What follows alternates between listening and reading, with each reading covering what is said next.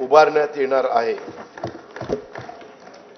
अध्यक्ष महोदय, भाव फुलांना पायी उधळून आयुष्याचा कापूर जाळून तुझे सारखे करीन पूजन, गीत तुझे मी आई गाईन, शब्दोशब्दी अमृत ओतून, अशा माय मराठी केंद्रीय मंत्रिमंडळाने 3 ऑक्टोबर 2024 रोजी झालेल्या बैठकीमध्ये अभिजात भाषेचा दर्जा दिल्याबद्दल राज्यातल्या तमाम जनतेच्या वतीनं आणि जगभरातील मराठी भाषिकांच्या वतीनं मी माननीय पंतप्रधान नरेंद्र मोदी महोदयांचे मनपूर्वक आभार मानतो।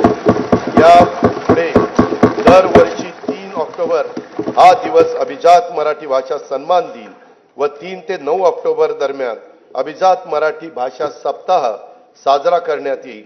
मराठी भाषा विद्यापीठ रिद्धपूर येथे अभिजात मराठी भाषेच्या संशोधन व अध्ययनासाठी उच्च दर्जाचे संशोधन केंद्र तसेच अनुवाद अकादमी स्थापित करण्यात येणार आहे।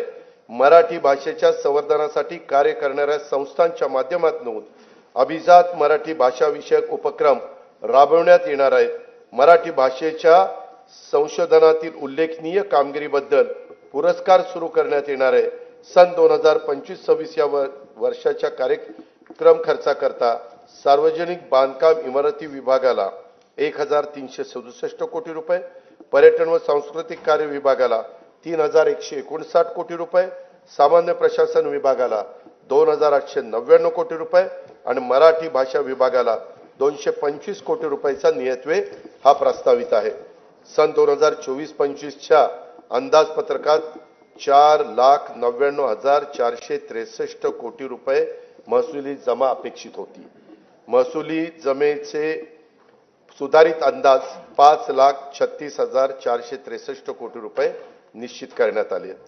सन 2024-25 च्या एकूण खर्चाचा अर्थसंकल्पीय अंदाज 6,12,293 कोटी रुपये व सुधारित अंदाज 6,72,030 कोटी रुपये असून भांडवली व कल्याणकारी योजनांवरील खर्चात झालेल्या वाढीमुळे सन 2024-25 या वर्षाच्या एकूण खर्चाच्या सुधारित अंदाजात